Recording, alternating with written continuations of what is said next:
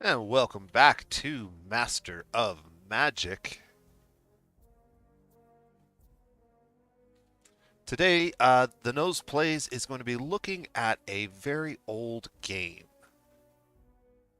Caster of Magic, which is not quite Master of Magic, and we'll talk a little bit about what this is. But Master of Magic is one of the oldest games that I can remember playing and having a just amazing time with. Master of Magic came out in 1994. And it's a game that I played in the early to mid 90s, and it was amazing. It was one of the best games I ever played, and really, really enjoyed it. Was very disappointed that they never made a sequel or an official sequel to the game or a remaster of the game or anything like that for a very, very long time. But that is about to change, and I've mentioned this in other videos. Slitherin Ltd. Publisher has obtained the rights to Master of Magic. They've since released the classic version as well as an updated version called Caster of Magic, which we're going to look at today. But they also have the rights to the game, and they have partnered with MuHa Studios to do a full remaster of the game. It is slated to come out later this year, and it looks really, really good. So if you haven't seen that yet, you should definitely check them out. MuHa Games are the developers of Thea and Thea 2. So if you enjoyed those games and that art style, they're going to take all of their talents from those earlier games and translate it to Master of Magic, and it looks really, really good. I think it's going to be amazing because this game, while it's still actually really good and really fun to play, could definitely use an update into the modern world. Some of the functionality of the game is just not there, and we'll talk a little bit about that. But it plays amazing, and it's still as good as I remember it, as deep as I remember it. And there have been a number of spiritual successors, but nothing that quite captured the charm and the depth of Caster or Master of Magic. Caster of Magic specifically is a community mod, community patch that was developed over years for the game by the community and was officially added as DLC at some point. It's just an update to a few things. There's a lot of bug fixes. There's some changes to some of the gameplay elements.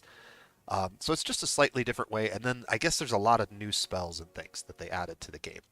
Some rebalancing and a few things. So it is a little different than the very, very original Master of Magic. Currently, during the Steam sale, it is July, not quite July, June, July of 2022.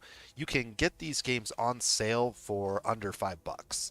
You can get all of them for about $5. You can get just the classic for like $2. So it's definitely worth a look if you've never played this game. Most people will describe it something like Civilization with fantasy elements. It's very strongly related to Civilization 1, which I played the crap out of when I was a kid as well. And so a lot of the gameplay is going to look a lot like Civilization 1. It's also made by the same people who did Master of Orion and Master of Orion 2. And this game came out in between the two, and you can really see the influence that this game had on Master of Orion 2 if you've ever played that one. But we're going to go ahead and do a new game today, and this is different from the classic Master of Magic. Master of Magic only allowed you to have 4 opponents max. The difficulties and some of the other things were not there weren't as many options here. So Caster of Magic adds some options, and you can actually have up to 13 opponents, which is all of the wizards in a single game. 13 opponents plus you, there are 14 total wizards to pick from. Or you can do random. We'll do 4 with a normal difficulty, normal game size, mixed continents. Magic can be set to different levels. This just, I think it's like the rate at which you're able to cast spells and stuff. Climate is fair, minerals are fair. You can edit these if you want to change the climate or the resources on the map. But we'll go with kind of a default start. There are, like I said, 14 different wizards, each with their own unique set of spell books and skills. You can pick any one of these if you want. These are the ones that we will be playing against in the game. Or we can customize a wizard, which we will do. And we get to pick one of these pictures. Whichever one we pick will not be in the game. We will take the place of that character. So we're going to go ahead and pick Rajak's portrait. And let's talk a little bit about how we create a character in this game. So basically, you get books of magic, and you can mix and match most of the books of magic. So we can have one book here, one book there. Um, and then you have 12 total picks, and then there's all of these talents. Now, if you right-click on most of the words in the game, you'll get a little tooltip, which will tell you what these things do. And these are just various enhancements. We're not going to go through all of them, but I really like playing a conjurer. So we're going to take conjurer for sure. And specialist is also pretty good. Specialist, if you go really hard into a single school of magic, it just makes all of your spells easier to research and harder to dispel. So it's pretty good. And it also reduces the casting cost. So yeah, let's go specialist, conjurer, and then do I want to start in Marion? So one of the unique things and interesting things about Master of Magic is it actually has two maps simultaneously. You sort of have an upper layer and a lower layer. If you've ever played Age of Wonders, you'll know about the underground realm. It's similar to that, but it's not an underground realm. It's like an alternate dimension of the world. And so you can start in that world if you want. There's access to a whole bunch of unique factions or unique races in that world, and you can travel between the two worlds, and so you'll generally have to do that to win the game.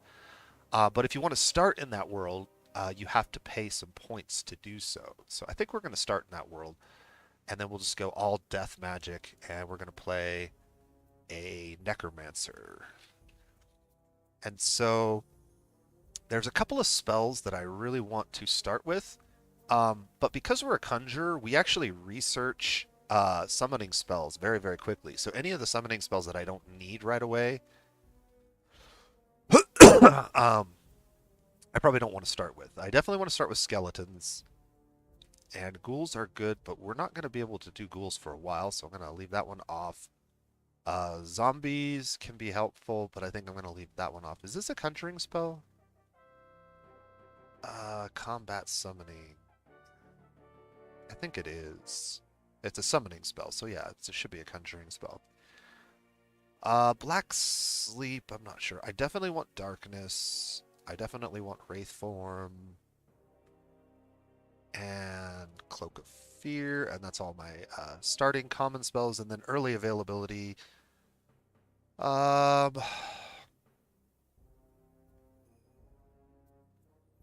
Lycanthropy can be really strong. Lycanthropy basically takes a normal unit and it turns it into a werewolf. Gives them regeneration and weapon immunity. Enhancements on the unit are invalid for fantastic units. It will be lost. Other enhancements are unaffected. So basically you keep most of your enhancements, but if you have any special ones, you lose them. It does have an upkeep cost too, which is fine. Siphon Life. I think Siphon Life can turn things into...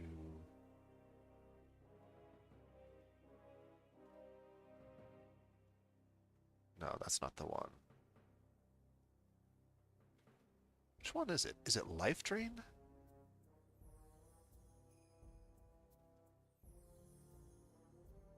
We'll just go with those. and then we're going to get a couple of other ones. Um, Gates of Hades. I think I like Dark Ritual. Yeah, power's tripled. Zombie Mastery's good.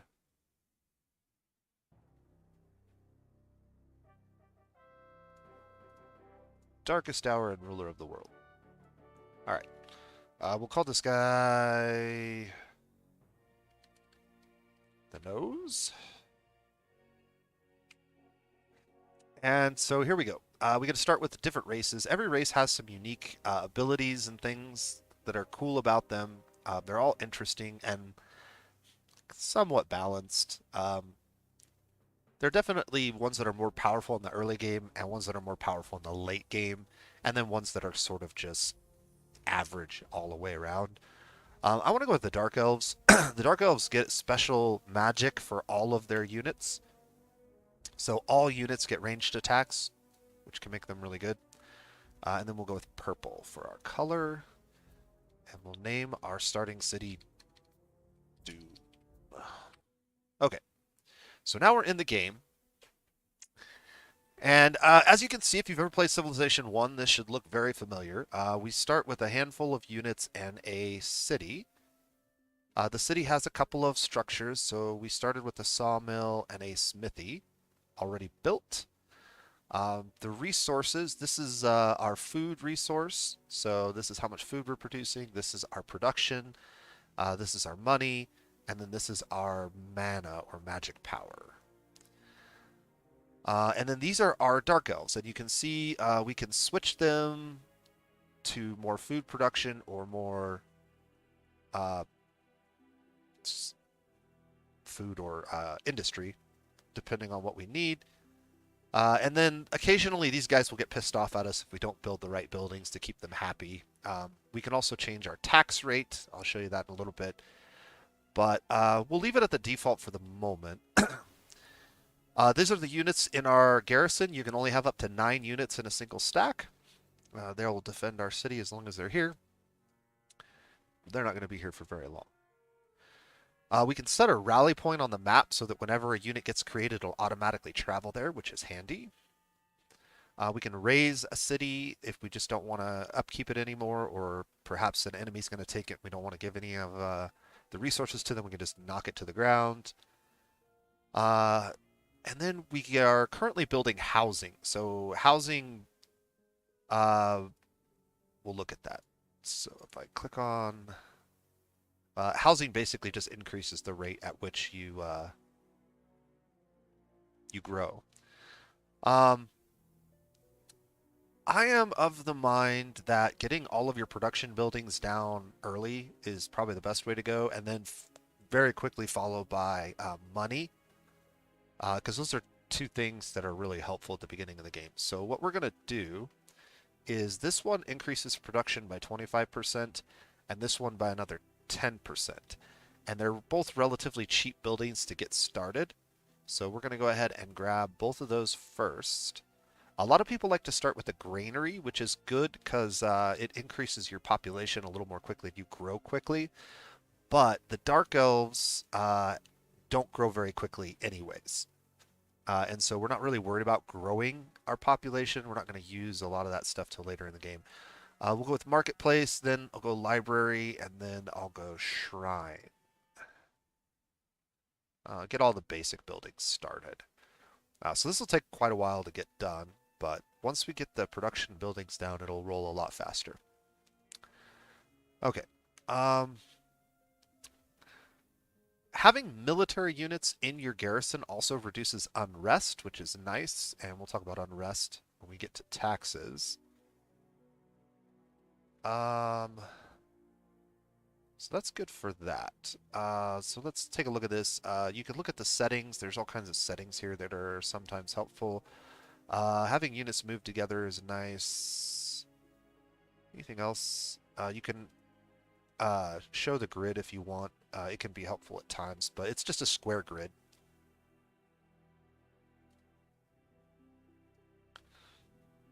Spells. So these are the spells that we know, and we always start with Magic Spirit.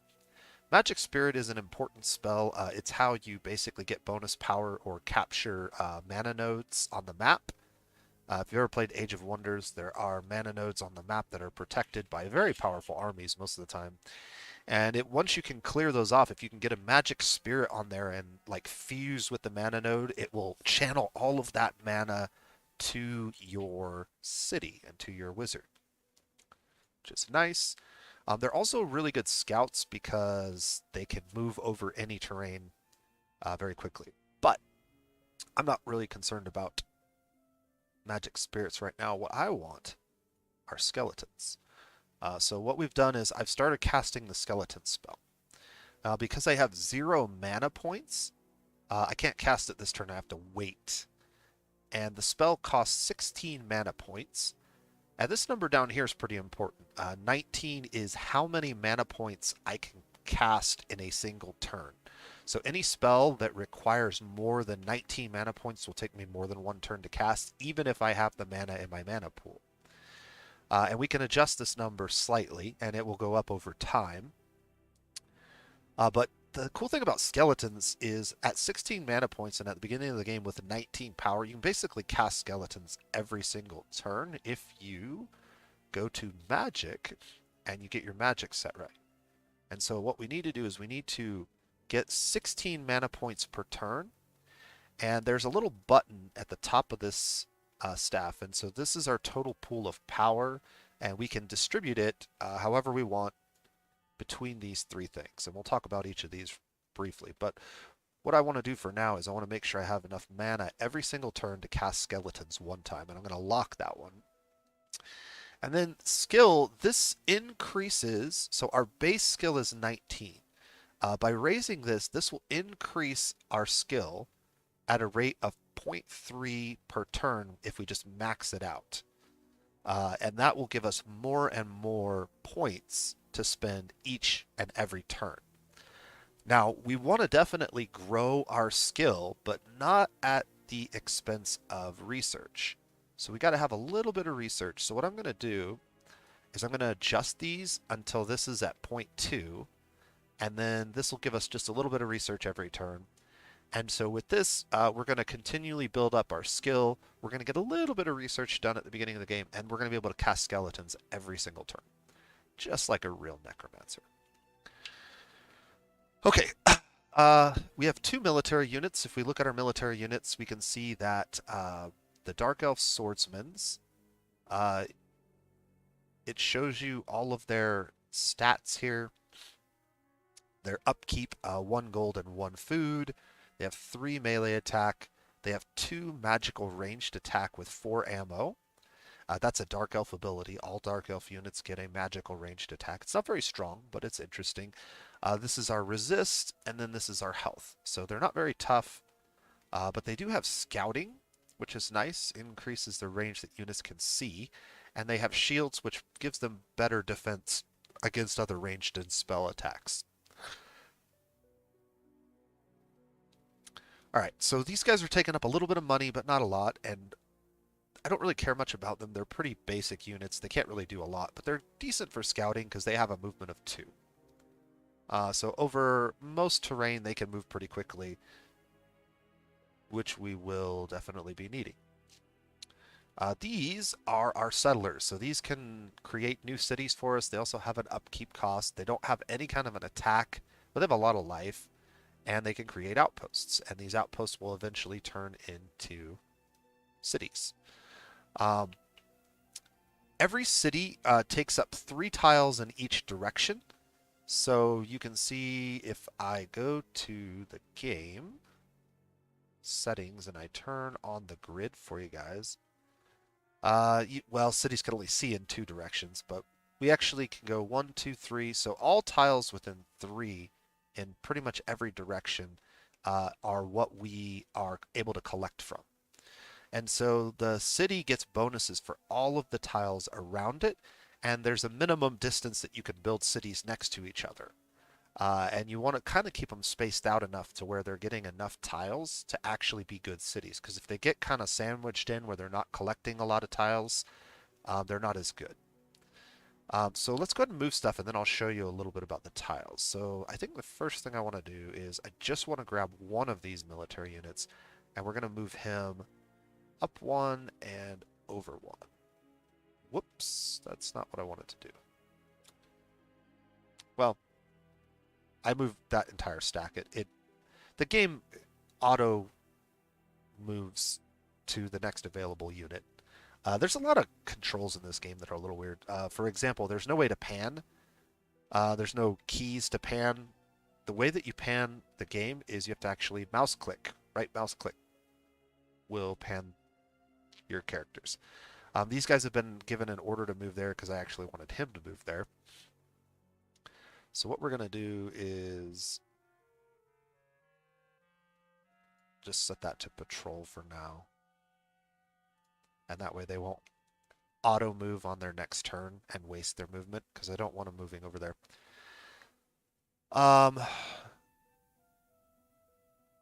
So an important button at certain times in the game is F1. This is the surveyor button. And what this does is it tells you a little bit of information. It tells you units or tiles that are being used by a city or prevented from use by a city. So all these grayed out tiles are currently in our city's range, and that's why they're kind of discolored. When I mouse over a button or tile, you can see that the forest tile produces 0.5 max pop and production, and there's an unknown dungeon there. There is an unknown dungeon here. We've got a chaos node. And so every single type of tile generally has some kind of a bonus. Mountains are good. Tundra is pretty bad. No bonuses for Tundra at all. And then when you're done with the surveyor, you hit cancel. Excuse me. I didn't realize we had dungeons here already. 2 of them. They're kind of hard to see on those tiles. And then there's also a monster layer over here. We'll have to clear these out. Dungeons and monster layers tend to have goodies in them. Chaos nodes and mana nodes both have powerful factions. And then, what was this thing again? This is a temple. So we'll have to clear some of this stuff off with armies, but first we'll have to build some armies. This is the year, so we're in 1500 of January, and then this will go up 1 month at a time. So this is kind of your turn counter. We currently have 2 food production, but not enough gold. We do have some, so we're good for now. But if I click on the info button, I go down to F7, which is our tax collector, we can increase the unrest of our population, but collect a little bit more gold from them. So if I click on that, and then I right click on our city, you can see that our city is still happy. Nobody's super upset by the increase in taxes, and our gold has now gone to 0. So we're not making any money, but we're also not losing any money. So that was probably a good thing to do. If I increase the tax rate too high, eventually we'll have people that get mad and they'll stop working, and that will lower our food and our industry production.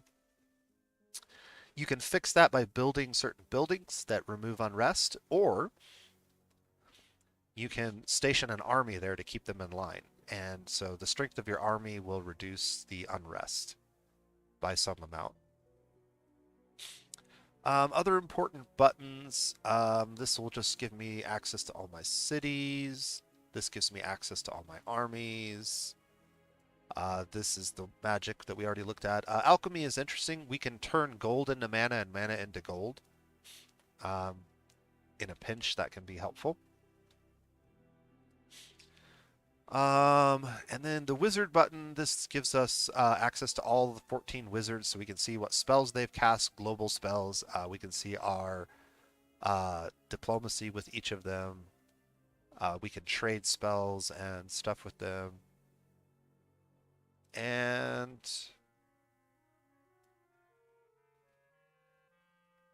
apprentice is important. We haven't done this yet.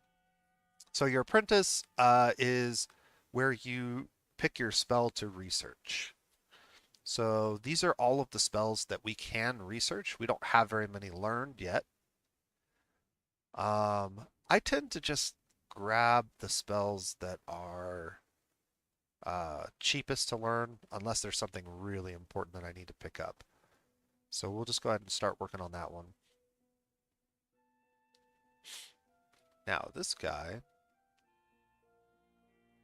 he doesn't have any movement left, does he?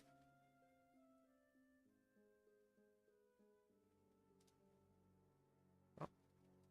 Yeah, no, he doesn't have any movement left. I don't know. I must have accidentally clicked on him. The historian just tells you things that have gone on. Spy master, we don't have any. Chancellor. We can always look in the mirror. This just gives us some information on our hero, where we can then look at our stuff, at our heroes.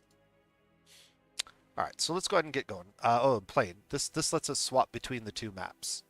So when we get to the point in the game where we can jump to the other map, we'll click on this and we can go to the other side. All right, let's go ahead and go next turn. And we've summoned our first skeleton. I'm going to immediately cast skeletons again. And unfortunately, I don't have any way to get past this temple. We can go ahead and scout it, though. Okay, so this is bad. Scouts have seen many demons. Do you want to enter? This is all the information you get when you scout these structures or these nodes. You don't get to see the armies. You don't get to know a lot about it, but at least we know there's demons here, and there's many of them. We are not going in there. We're going to go ahead and set him to patrol. This guy already moved, and I'm going to go ahead and click on him again and set his move to move up here. So now we will auto move to that tile, and I don't have to click on him again. All of these units have already moved, so they won't be able to move anymore. But I want this unit to move down here. So I'm going to go ahead and set him to do that. And then we'll manually move the other two. All right, on to the next turn. Summon skeleton. All right, so let's have one of these guys just kind of move straight across, and then the other one can move up here. And you're going to patrol. And skeletons again.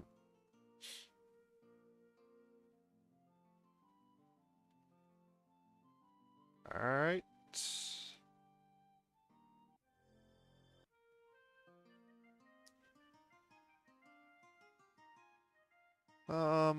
Let's have him move to that tile. Have him patrol. Everybody else is auto moved because they were able to.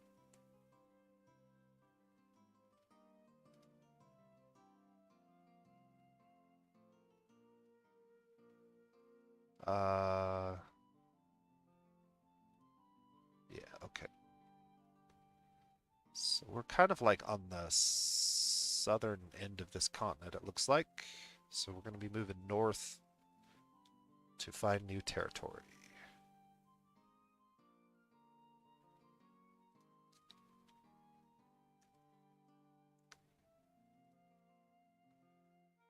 Okay, so I'm going to show you something real quick. I'm going to hit the surveyor again.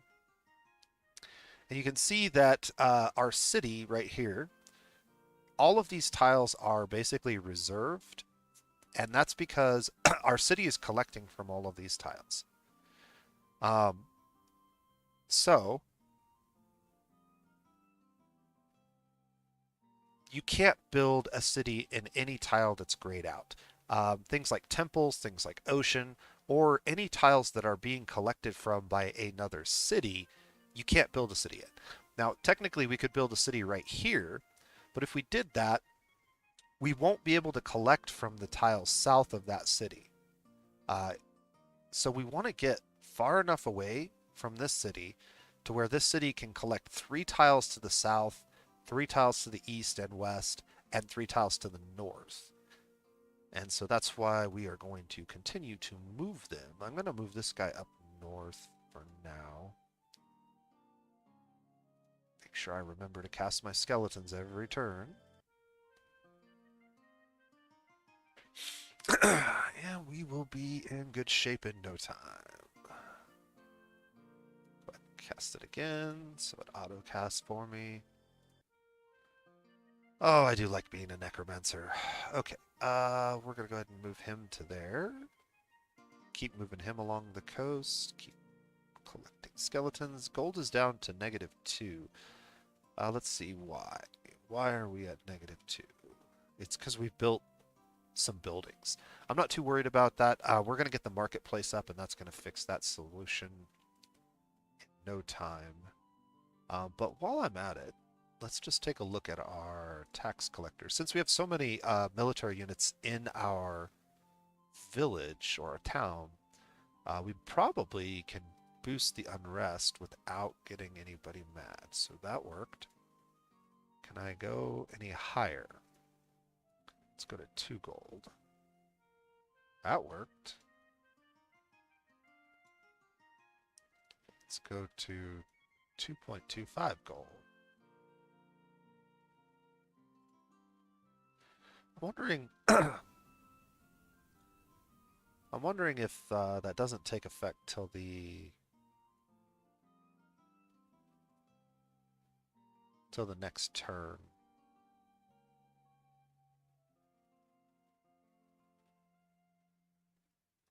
Let's just go ahead and do it for 1 turn and end the turn and see what happens.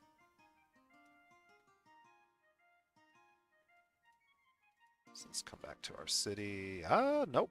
They are all still perfectly happy because this army is keeping them in line. As soon as we move this army out of this tile, that is not going to be the case with taxes that high. But go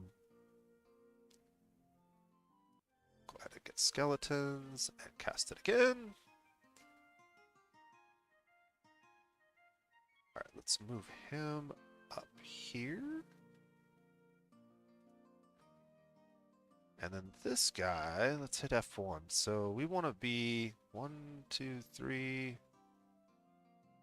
kind of like over here. 2, 3, 1, 2, 3. Yeah, kind of like over here. Okay, so we'll go ahead and move him to that tile. And just continue to monitor the coast patrol.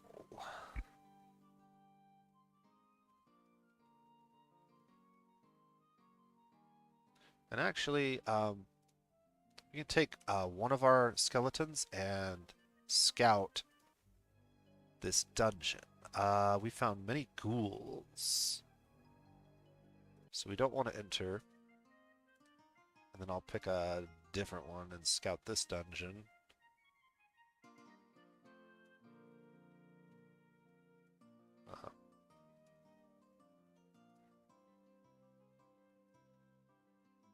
Did I accidentally click all of them? I must have. Oh well, we'll do it next turn. Not a big deal.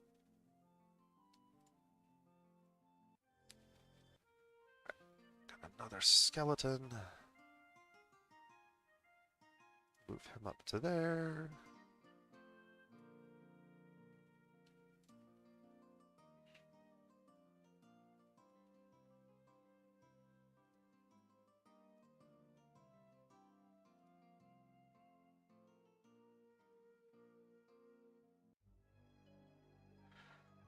All right, few chimeras. I don't remember how strong chimeras are. I know how strong ghouls are. They're ranged attackers, and so, and then also, since we've scouted those, if I mouse over this, the dungeon will now say many ghouls. So if I forget what's in a scouted area, we can look at it that way. But yeah, the many ghouls is not a lot of information, and a lot of ranged units. That can be a big problem for melee units, they can really destroy you before you're able to close the gap. This game does have a tactics style combat system. It's not particularly deep, but it's still fun.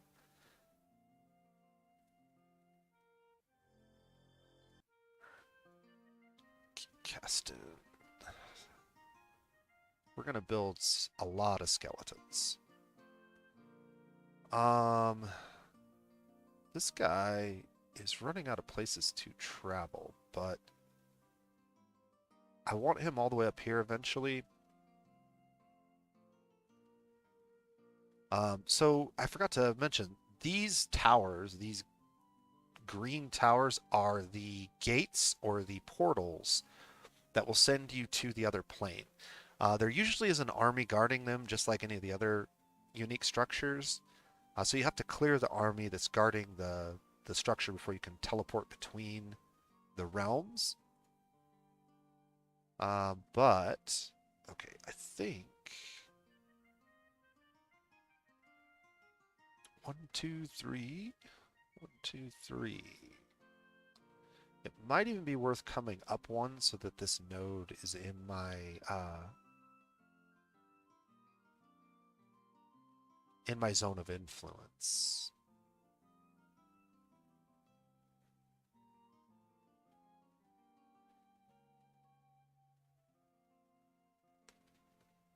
I would lose out.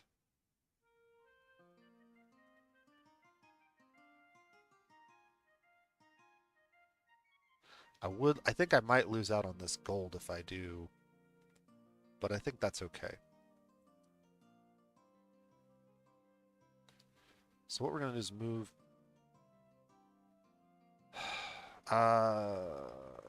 move up one, and then next turn we'll start our first settlement.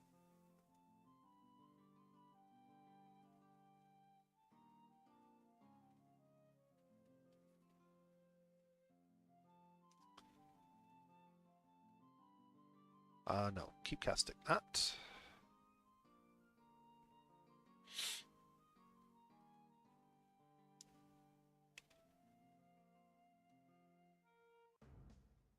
Alright, we've encountered one of the other wizards. Now that we share common territory, the survival of both races depends on mutual cooperation. Yes. Your cooperation will be to become my army of the dead. Okay, we can go ahead and settle this. Bladewater sounds like a good name.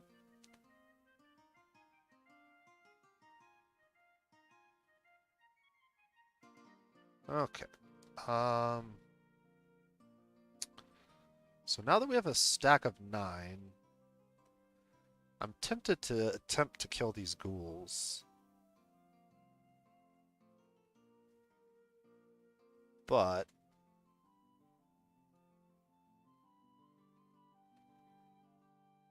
what we should probably do instead is drop this down to about there, and then where is... Okay, so he's got a village right here. So he's the pink unit. He has trolls. Okay, so we have a couple of things we need to do. The stack of 9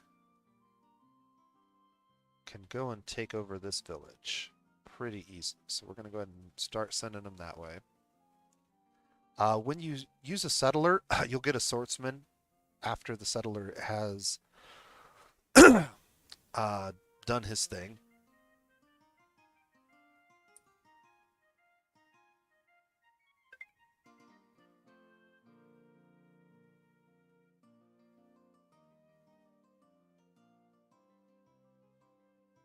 Sorry, I got a text message.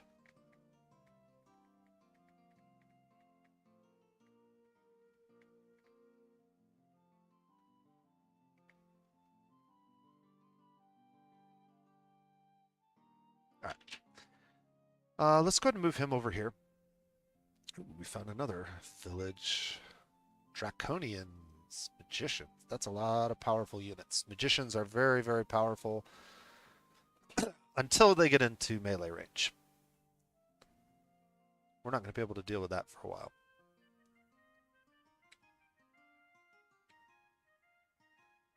I'm curious how much of that territory they're taking from mine. I mean, at least we're getting most of this, I hope. We'll have to take this over at some point. Okay.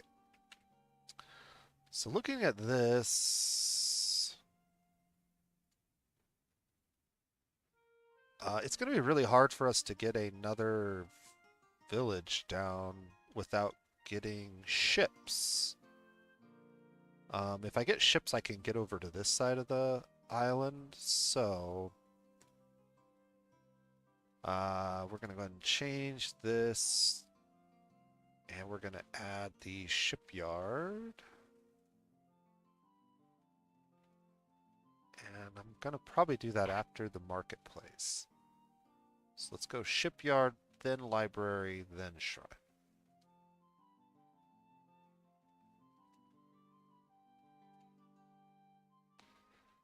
And let's not forget to cast more skeletons. And now we're at -2 gold. Okay, so city.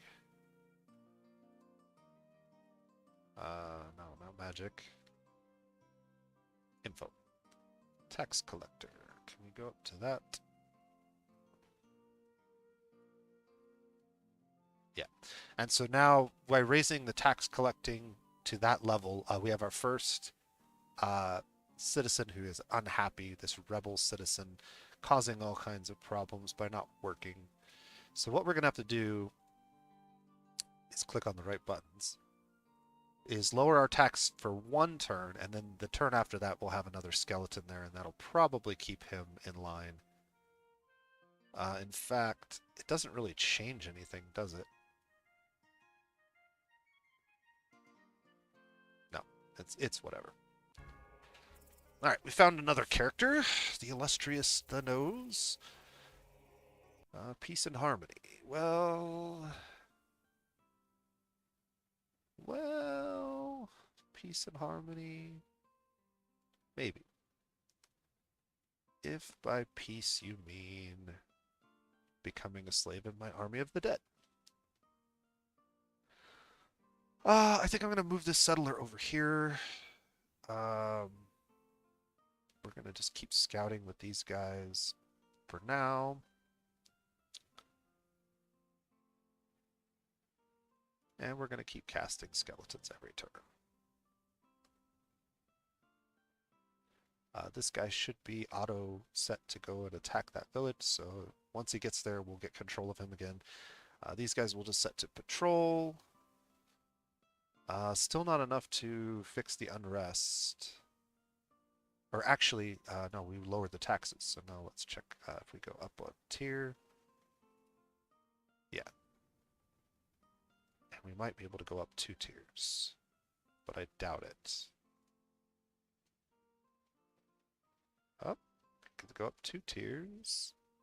Can we go up 3 tiers with just 2 skeletons? No.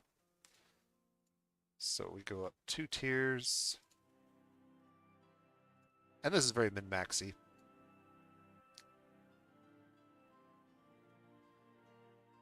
Alright, so he's retreating with his troll settlers.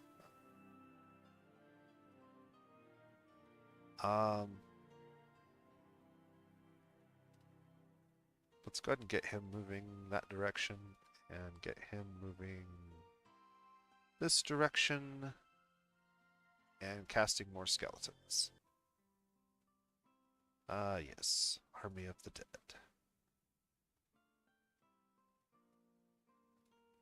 Which should allow us to raise taxes again. Not quite. We need another skeleton. 4 will probably be enough.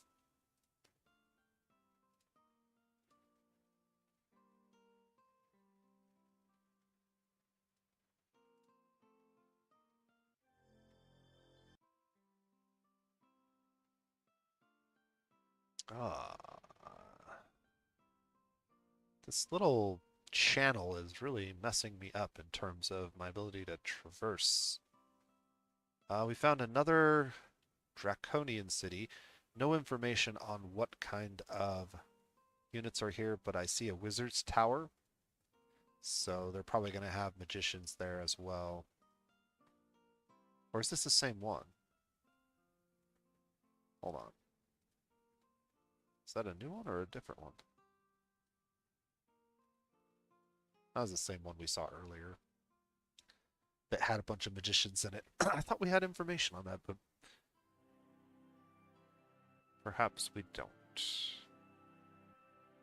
Okay, so this guy, I guess he can just move there for now.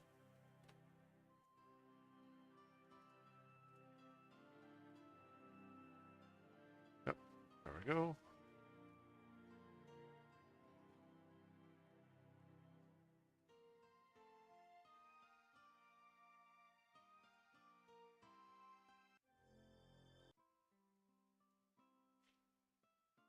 Ah, there's a city. What do we have? He has a troll with some kind of a spell.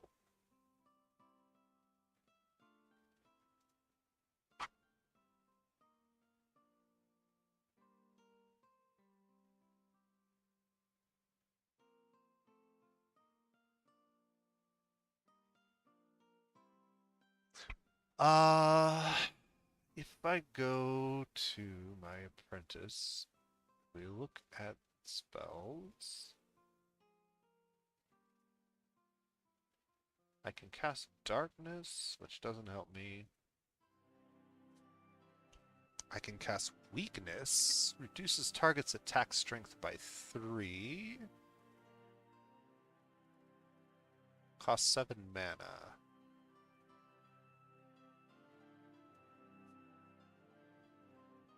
Yeah, that's going to be hard for me to clear with just a single swordsman. Even with weakness, I'm not 100% sure I'm going to be able to win that fight. So we'll just continue to scout for now. Let's actually move him up that way.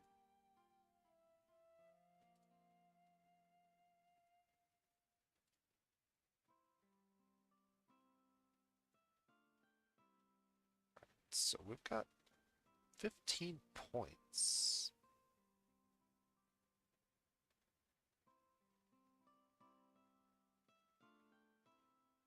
Should be getting 21 a turn. This needs to be increased so that we're at 0.2. I guess I can lock both of these for now. I'll leave that one unlocked because I want it to grow. Alright. Can I increase taxes again? Yeah. That's fine for now.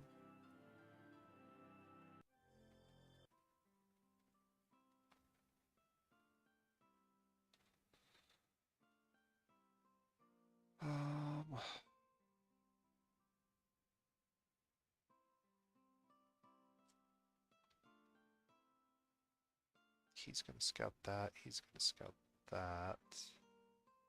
Guess we'll send him over that way.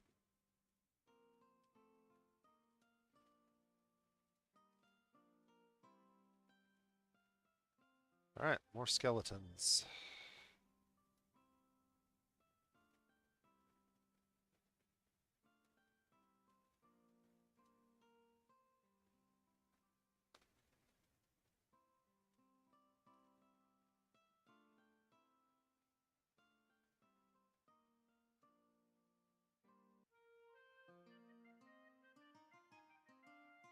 He's cleared all of that, so we'll send him over there. I need to...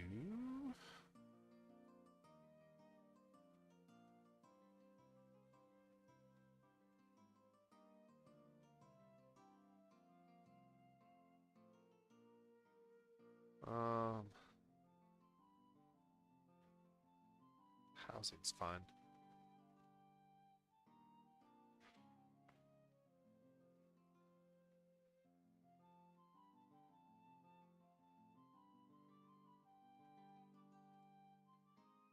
all non-transport units stacked within this unit move without consuming movement points and can move even if they don't have any. The unit cannot be transported by new transport during the same turn it was already. Okay. Do I need to create a boat to get these guys across? I can't remember. Let me see. Is this a valid move?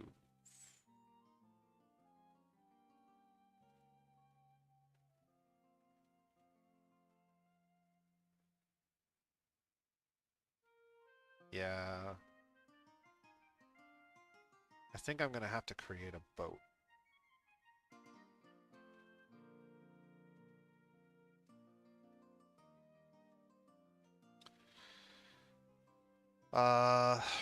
Rename, raise by change.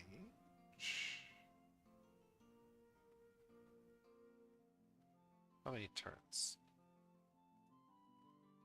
Alright, we can start using some of our gold to buy these things and make this a little bit faster.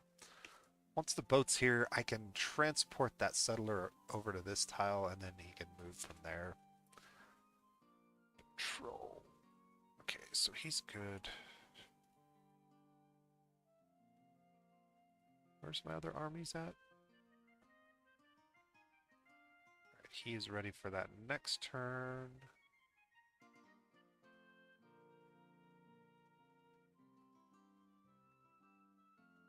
Alright, so our first fight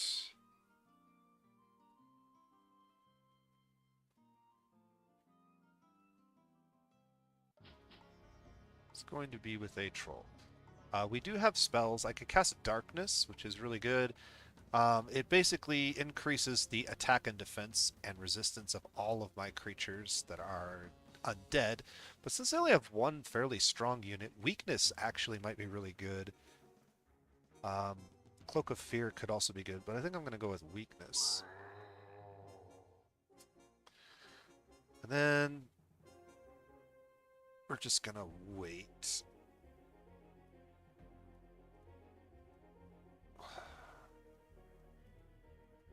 Yep. There we go. Okay. Now I can cast a second spell. But Darkness is too expensive, and Cloak of Fear and Wraith Form are not very useful in this particular instance. So I think we're just going to go ahead and auto. Now that he's close enough, we'll just do no spells.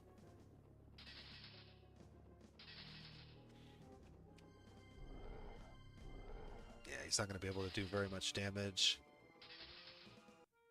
Very good. We've gained 1 fame, 18 gold, destroyed the smithy, but we are triumphant. Alright, so now we own this. How good is this? This is like a pretty crappy territory, but it does have trolls. So once a village... Oh, here we go. You can see all the tiles that we're collecting from. So they're actually not collecting from these corner tiles. I forgot it's 3 up and 3 over, and they're getting half, so they do split the resources with the other faction. So if 2 factions are trying to grab from the same tile, then they each get half. Okay, I forgot about that. But we do get trolls. Trolls are really good. They're expensive, but they're strong and they regenerate, which is really good. So they make good fighters, especially like melee fighters that are going to tank because they'll heal. So let's go ahead and keep this city.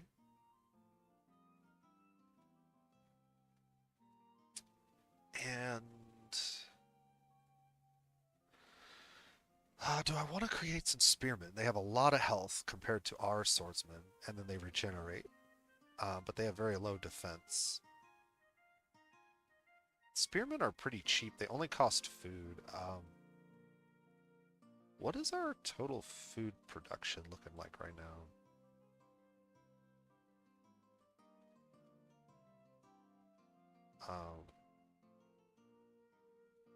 Let me move all my units. Move him in here. Okay, so we got 4 food. So I can definitely afford I can definitely afford some spearmen with that much food. If we change this from trade goods to spearmen, we'll get 4 spearmen. That should be okay. And then once we have some spearmen there to sort of defend the place, we'll go with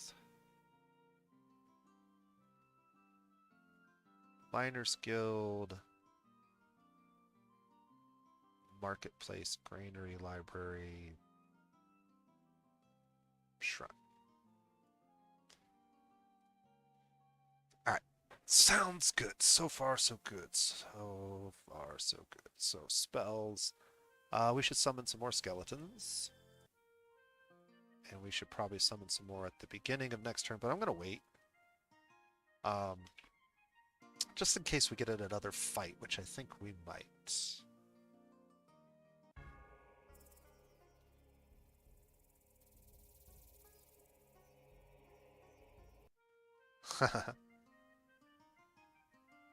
Well, we need to get rid of Obrix structures, so let's go ahead and start with this one.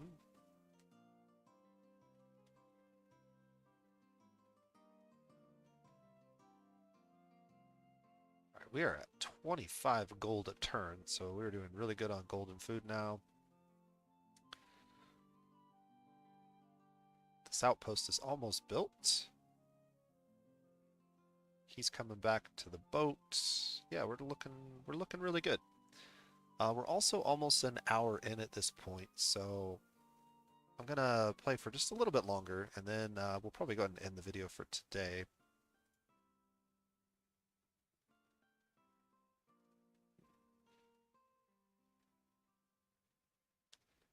So he's got a settler right here. Let's...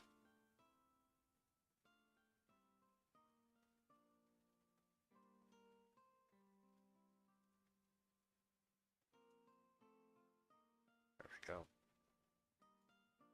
We'll set both of these guys to wait, and then we might attack this settler. Oh, there's a village here too. They single troll. I really need to get zombies. Zombies would be nice.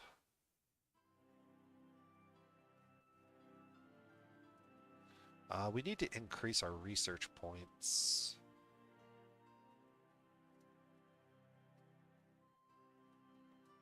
Still need that at 16.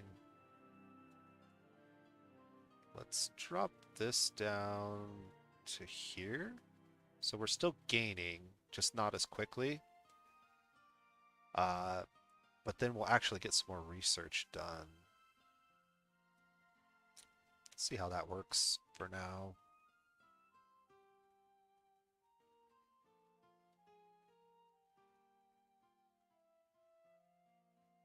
Okay, cool.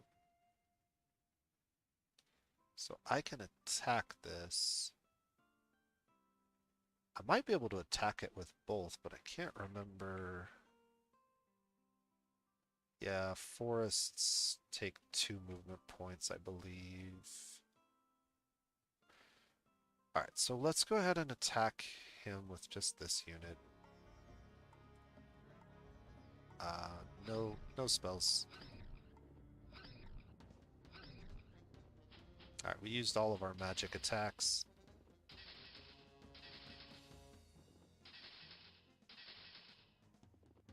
This thing has nothing but a lot of health, so...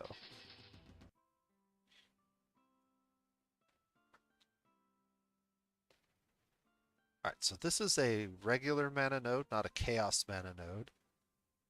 And then this is the capital city of... I believe Obra. Or maybe it was the chick. She's got trolls and some nagas with spells cast on them. Nagas are pretty good. That's going to be difficult to take without maybe 2 armies. But pretty much have 2 armies. This is Oberyn settlement. He was the pink one. Let's go ahead and attack his settlement. And we're going to use weakness again on his one troll. And then just stand here. This unit can move over that way.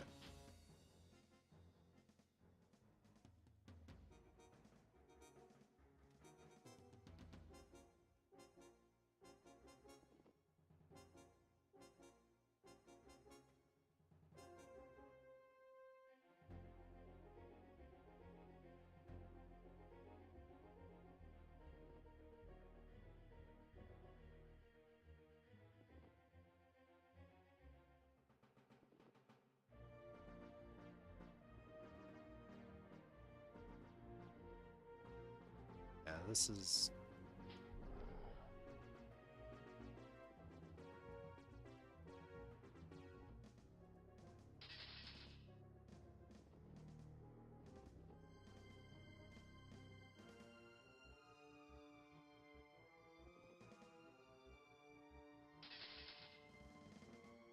Alright, we'll just set this to auto now. I don't need to... I wanted to try to get the units to kind of move a little bit better, but didn't matter.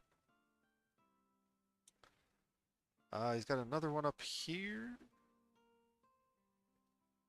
So we'll take this army and rally point him to there.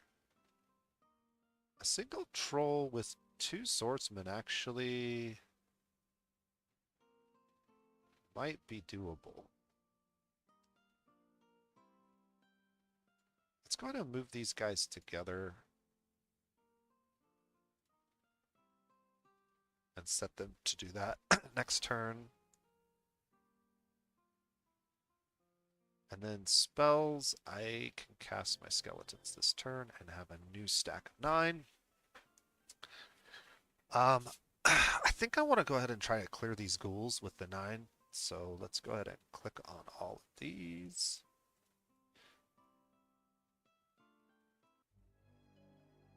See what we have here. Okay. That's not great.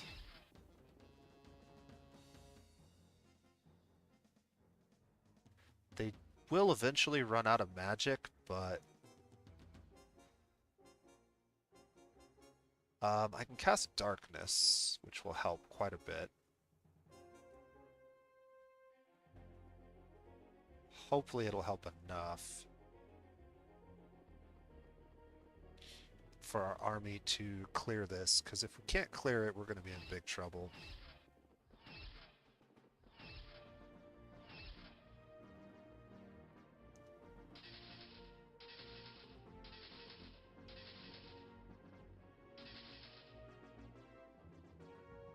Ghouls are pretty bad in melee, but if they have enough firepower to kill all of our units before they get there... Yeah, even with the resistance. Okay, they're out of magic now, so they gotta fight. But they may have enough ghouls to get through these guys. It's gonna be close. 2 to 2. Oh no, there's 3 of them. They'll definitely win. We've almost cleared them, though. Ooh. Oh, they might lose. This is gonna be really close. Yeah. Okay, so... I'll need to get more skeletons in there as quickly as possible. Also, taxes are way too high for no army here, so we're going to have to lower our taxes quite a bit. Let's bring it down to here. Still have 1. Okay.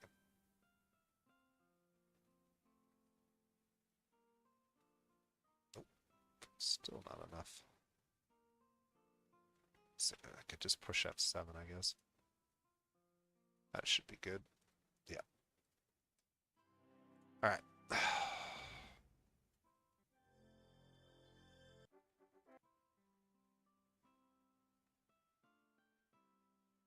Okay. So our settler finally turned into an actual town. Um,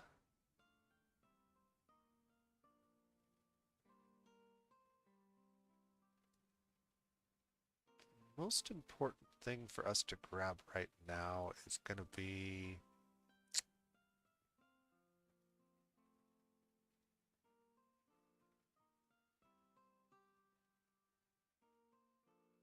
I think our money's fine actually. So yeah, I think I'm just going to go with the miners build and then marketplace, and then I'll reevaluate that a little bit later. Um, these two units could definitely take on a single troll, as long as I cast weakness, which I have 14 points. I might want to wait till next turn, and if I wait till next turn, I might be able to get this guy in on it.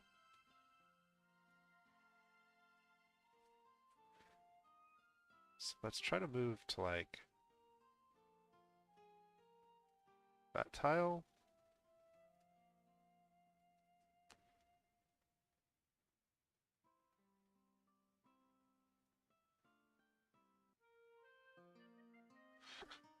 Alright, so this can just patrol for now.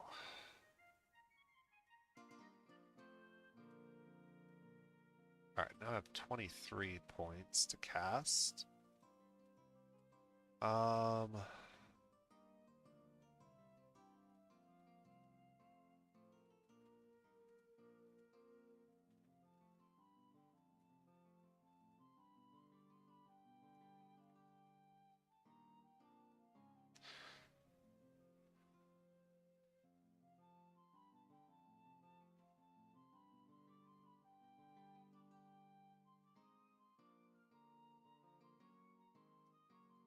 Trying to get these guys to stop. Okay, so I want those guys to move there, and then we'll attack.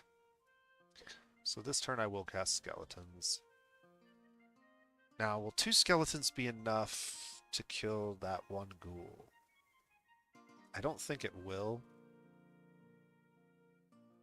So I'm just going to patrol again.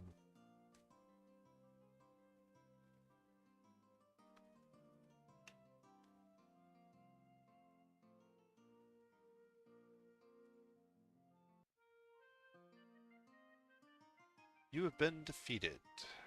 Somewhere. Not sure where. Alright, we have the boat now. I really need more research, so we're going to build the Sages Guild.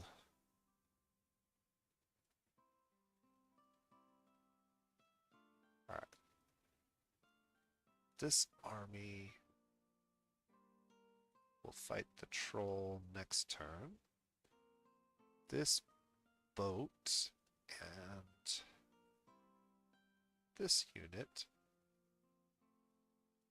will go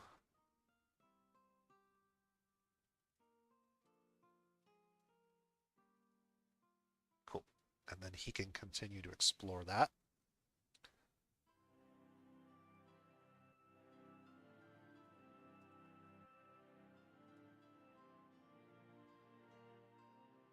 All right. Something attacked this right after I attacked it, apparently, and took it back.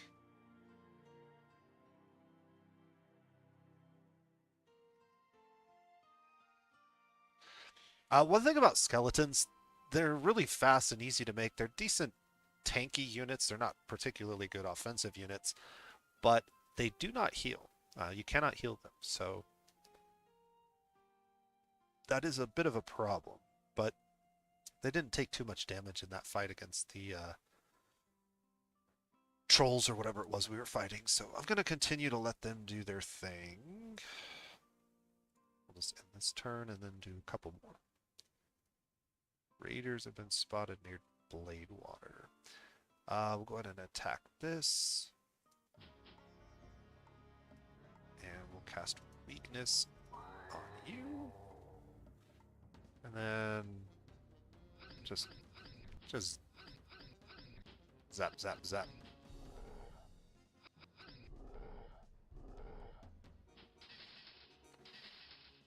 Use our magic to clear you. Okay, so this guy should just scout as much as he can and probably create a new village up here. Spell. I can still cast skeletons, so I should do that, and then that gives me 3. Let's see if 3 is enough.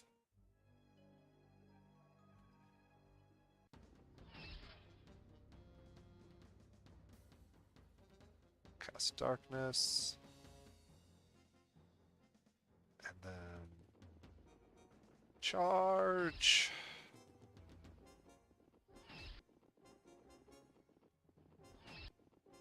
Cool. These should be out of magic. Most units have between 4 or 8 ammo during a single battle. Found a magical item. +3 resistance, +5 spell skill. That's cool. So you can craft magical items and collect magical items. You can give these items to heroes. If you get enough fame, you'll have heroes come and join you, and they are very powerful units, but even more powerful once you have magic. You can also use alchemy to destroy them and turn them into gold or mana. Pretty neat, pretty neat. Let's try and get rid of... Okay, so that village has been destroyed. Whoa, what are we doing here? Send him there. Take that back.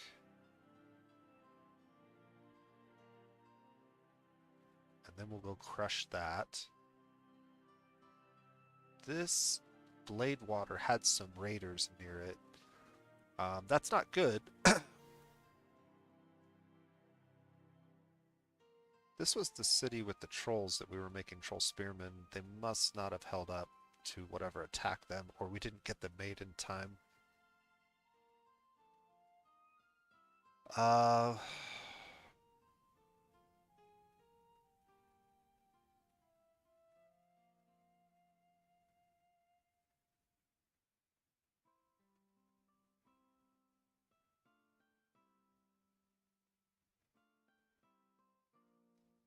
These guys can move back here. We don't need the extra food. Excess food really isn't all that useful. What you really want to do is build up your pile of gold, because gold can be converted into faster production or into mana. Food is only important because if you have negative food for too long, your units will start to defect. They'll just disappear. So you'll need to make sure you always have enough food for all of your units. But otherwise, if you're not building units that require food, like my undead skeletons, it's not that important. We can cast skeletons again for next turn and get this up to 3 skeletons, and we'll just keep building our skeleton armies. Because they're pretty reasonable at the beginning of the game. And I can build them pretty fast. But I think this is probably a good place to go ahead and end the video. We're just over an hour. And so I'm going to go ahead and save this. And yeah, I think this was a cool introduction to Master of Magic. It's been a long time since I played this game. I've loved this game forever.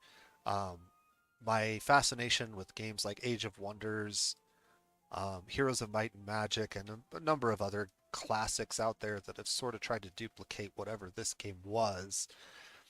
They never quite did it in a way that made me forget about this game. This game, even today, even just playing what I've played so far for the last 2 days, has been a great experience. It's been a lot of fun.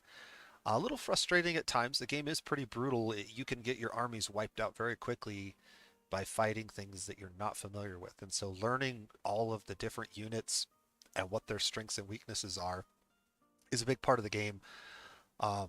There are counters to basically everything in the game. So anything that seems really, really powerful, there's some spell, there's some unit type that will just decimate it. And so figuring all of that out is a big part of the challenge of the game. But I'm really enjoying it. I think you guys could really enjoy this game too. This great look at an old classic. So if you haven't already picked it up, it's only a couple bucks on Steam when it's on sale. Um, and more importantly, I'm really looking forward to the remaster of this game because with a modern UI interface and some updates to the game, and maybe even some DLC down the road to add more wizards and more realms, so you can have 3 realms deep instead of just 2. It could make the game really, really fun and really expand on the classic idea of Masters of Magic. But I hope you guys have enjoyed this video. Again, my name is The Nose Plays, and you guys have a wonderful day.